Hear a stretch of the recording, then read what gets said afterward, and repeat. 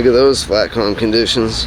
I checked the windy app last night, so it was going to be really windy around this time. It's at 8 a.m. Drove in from Nanaimo this morning here in Victoria, the Ogden Point breakwater. And over there somewhere we got Joseph. There's his van anyways. Oh, there he is. Meeting up with him, and yeah, we're going to get wet and explore some more Victoria. What's up, man? We're here. There's some light for you. Oh, thanks, dude. Yeah, I lent my belt to a friend, and I think he took a few pounds off, and I forgot to grab it back from him. So my belt's a little shy. Thanks, Joseph, saving the day. Yeah, I got my 3.5 mil suit with me.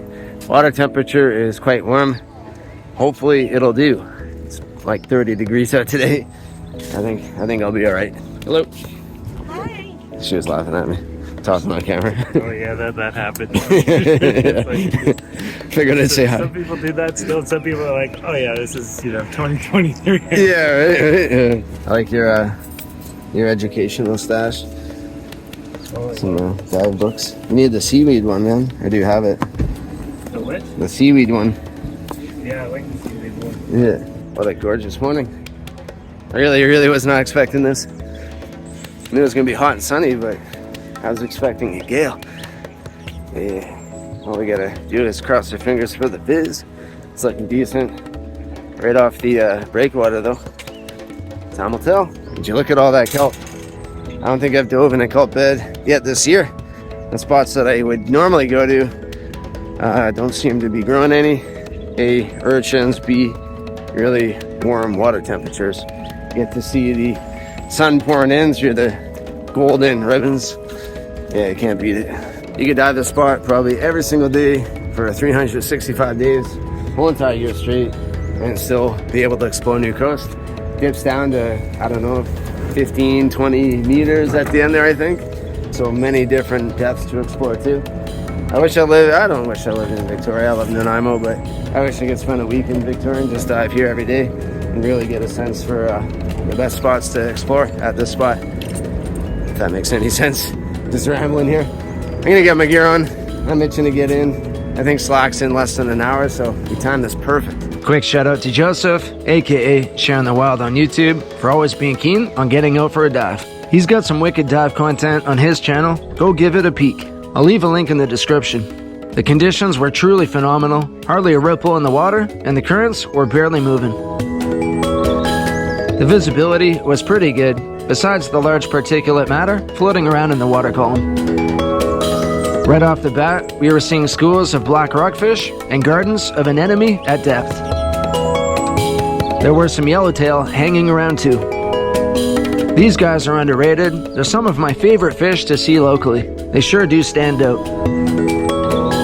To be honest, we didn't see a whole lot, but it was still nice to get out in such calm and peaceful water. This lingcod was probably the highlight, that and all the kelp. What do you think, man? Good dive? Yeah, dude, it was pretty good. I had to poop though. That's why I'm coming out so early. That's the worst, man. Yeah, it was really fun. Visibility was I don't know, maybe 7 out of 10, 6, 7. It's funny, the deeper you dive here, the worse the visibility often gets. Kind of opposite to what we're used to. Didn't see any wolfeel, that was kind of my goal. Didn't see any octopus, but saw some schools of yellowtail and black rockfish, which was nice. Saw one big old lingcod. Another spot has a lot of potential. I see some really good footage coming out of this area. I just never seem to hit it at the right time. But just all the more reason to come back here and continue exploring. But yeah, I couldn't really equalize. I think I got a bit of congestion. I was getting some sinus pain, so I couldn't dive in the deeper areas. My 3.5 mil suit was awesome. I really love it. I find I can dive so much better, but the trade-off is you get cold fast, so I was getting pretty chilly. Gonna move along though, hit another spot, and continue my search for bottles, which I know a lot of you don't care about, but gets me excited. So, gonna not pack it in yet, but continue the adventure. Was that ever fun? I'm beat. I got in the water this morning at Ogden around 8:30. We dove there for an hour at least. Came here, I think we got in the water around and it's currently 3. I've been swimming back and forth, looking for bottles, and I hit the jackpot. Found a bunch of nice ones. Joseph doesn't collect them, so yeah, he hooked me up with a bunch too. I'm pumped. I take this over spearfishing any day. So I'm gonna drive back to Nanaimo safely. Maybe grab a coffee on the way. Oh man, I feel like $1 million right now. Tired, but I still feel like $1 million. I need the exercise. Hey guys, do you know where we're at right now? We're at the Brickyard Community Park in Nanoose Bay. I don't know if you're once in the past.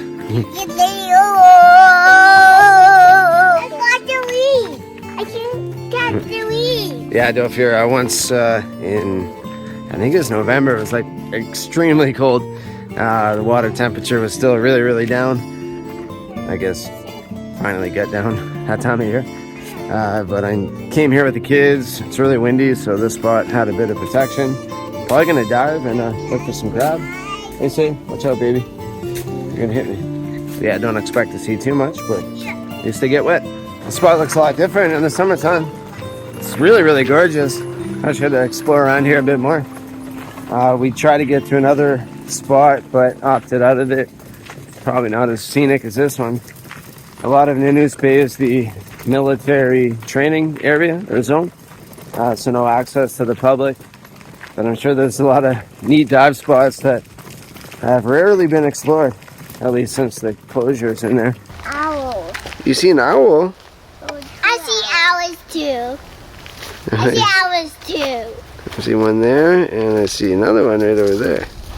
Zaya, my son here, he woke up on the wrong side of the bed. Plus, it's like nap time. We got a late start to the afternoon. So, Zara, are you cranky? Yeah. You are cranky, aren't you? You're crabby. Yeah. You want to go for a swim and cool off? Yeah. Are you going to smile after? Yeah. You are? Yeah. I don't think he is going to. I think he's lying to me. Water's looking real nice. That looks inviting, doesn't it, Zai? I wouldn't really call this much of a dive, more of a snorkel and show and tell. Sayla has been super intrigued by all the marine life hanging out in the intertidal. I brought some fish carcasses with me to return back to the ocean, and they brought out the red rock crab. I didn't come here with the intentions of harvesting, but hey, when in Rome, some were pretty good size. And others, well, let's just say they've seen better days.